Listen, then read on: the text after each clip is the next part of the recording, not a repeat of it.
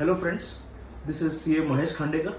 This video is with respect to the amendment of section 43B of Income Tax Act and how it is going to affect your businesses. Yes please. Sir section 43B में जो नया amendment आया है MSME के regarding उसके बारे में जानना था। Yes.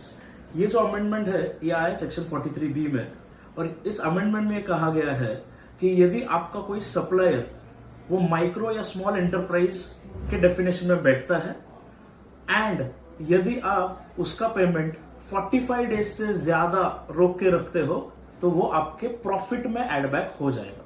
मैं एक एग्जांपल देना चाहता हूं यहां पे। सपोज आपका नेट प्रॉफिट उस साल के लिए 10 करोड़ रुपए का है और 2 करोड़ रुपए का आउटस्टैंडिंग आपने रखा है। ये आउटस्टैंडिंग किसी माइक्रो या स्मॉल एंटरप्राइज का है तो आपके नेट प्रॉफिट में ये 2 करोड़ रुपए एड बैक हो जाएंगे। बट इसका नतीजा क्या होगा? 2 करोड़ रुपए पे बट नेचुरल 30% का टैक्स बैठने वाला है। तो 2 करोड़ के ऊपर 60 लाख रुपए का आपको टैक्स इस साल ज्यादा भरना पड़ेगा। अच्छा, एप्लीकेबल कब से है? ये एप्लीकेबल है फाइनेंशियल ईयर 23-24, मतलब कि अभी जो मार्च आ रहा है ये फाइनेंशियल ईयर तब खत्म होगा और 31 मार्च 2024 के दिन अगर कोई आपका आउटस्टैंडिंग है फॉर मोर देन 45 डेज या फिर अगर आप कोई कॉन्ट्रैक्ट करते हो ऑन 31 मार्च और उस कॉन्ट्रैक्ट का पेमेंट अगले 45 डेज में नहीं पे करते हो तो आपका ये एड बैक हो जाएगा, ये आउटस्टैंडिंग। बट यहां पे प्लीज ध्यान दीजिए किसको एप्लीकेबल है? आपका सप्लायर ये माइक्रो या स्मॉल एंटरप्राइज के डेफिनेशन में बैठना चाहिए।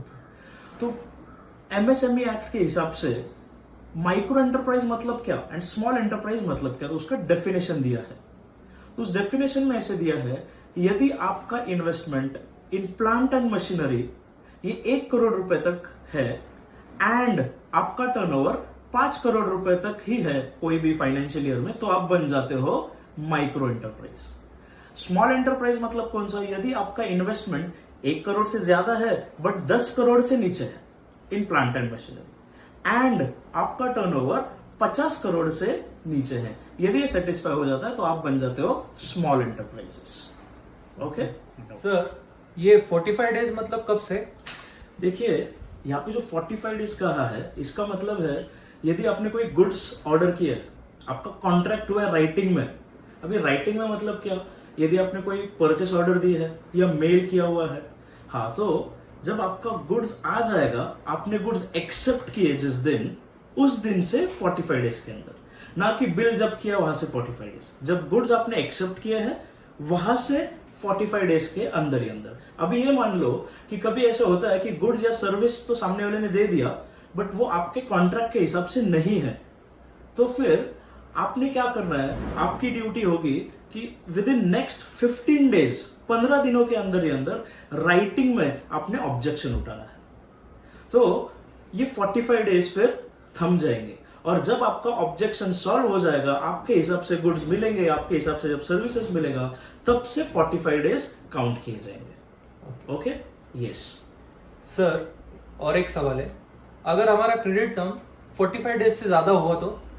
जी, यहाँ पे बहुत सारे केसेस में ऐसे होता है जनरली कि क्रेडिट टर्म 60 डेज का होता है, कभी 90 डेज का होता है, बट स्पेसिफिकली इनकम टैक्स ने यहाँ पे दिया है आपका कुछ भी क्रेडिट टर्म होगा तो वो मान्य नहीं होगा। यहाँ पे 45 डेज का ही मैक्सिमम टाइम आपको मिलने वाला है। देखो, आप लॉ से बड़े नहीं हो, इसके लिए आपको 45 डेज ही एप्लीकेबल होने वाला है। यदि आपका क्रेडिट टर्म 90 डेज हो, 60 डेज हो, कुछ भी हो, लेकिन यदि आपका टर्म 15 डेज का है या 30 दिन का क्रेडिट है, हाँ, तो आपको पेमेंट 30 दिन में करना। तो 45 डेज मैक्सिमम बोले, अगर 30 दिन का क्रेडिट टर्म है तो 30 दिन में पे करो, अगर 30 दिन से ज्यादा है या 45 डेज से ज्यादा है तो 45 डेज का लिमिट है। ओके, हाँ। ये 45 डेज भी कैसा है दोस्तों? अगर आपका राइटिंग में कॉन्ट्रैक्ट है तो ही 45 डेज, अगर आपका ओरल कॉन्ट्रैक्ट है, से बहुत बार ऐसे होता है कि ओरली कॉन्ट्रैक्ट कर दिया, फोन कर दिया और बोल दिया माल भेज दो, तो ऐसे केस में ये जो 45 डेज है उसको टाइम लिमिट आ जाएगा 15 डेज, दैट इज 15 दिनों के अंदर ही पे करना पड़ेगा। यदि 15 दिन आउटस्टैंडिंग है, 15 दिन से ज्यादा, तो आपके प्रॉफिट में एड बैक हो जाएगा। तो ये मेरा सजेशन है कि कोई भी कॉन्ट्रैक्ट करोगे तो वो राइटिंग में करो। सिंपल सी बात है, डायरेक्टली मेल कर दीजिए आप। आइदर परचेस ऑर्डर मेल करो या आपके ईमेल में आपके टर्म्स लिख दो, वो हो जाएगा राइटिंग वाला कॉन्ट्रैक्ट। ओके, यस सर, यदि हम खुद एमएसएमई में रजिस्टर्ड हो तो? जी देखिए, ये जो 45 डेज का लिमिट है या 15 डेज का लिमिट है, ये किसके लिए एप्लीकेबल है? एक तो माइक्रो एंड स्मॉल एंटरप्राइज। आपका सप्लायर माइक्रो या स्मॉल होना चाहिए।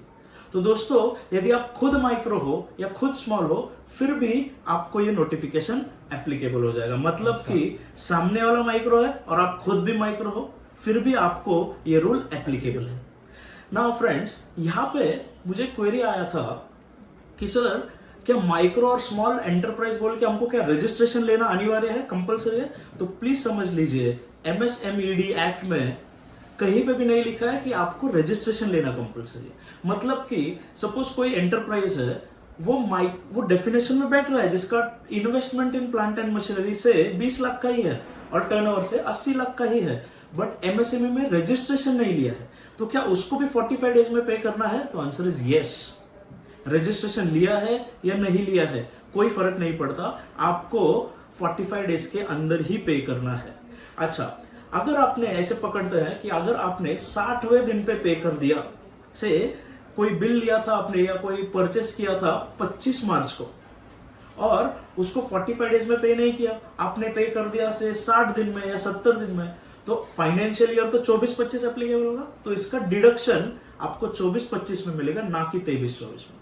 तो आपको 23-24 के प्रॉफिट में ऐड करना पड़ेगा और 24-25 के प्रॉफिट से डिडक्ट होगा, बट अभी का टैक्स आपको ज्यादा भरना पड़ेगा। और दोस्तों प्लीज समझ लीजिए, इस नोटिफिकेशन में जो कुछ भी चेंजेस आए वहां पे वर्ड यूज हुआ है शेल, और लॉ में जब शेल वर्ड यूज होता है इसका मतलब हो जाता है कंपलसरी।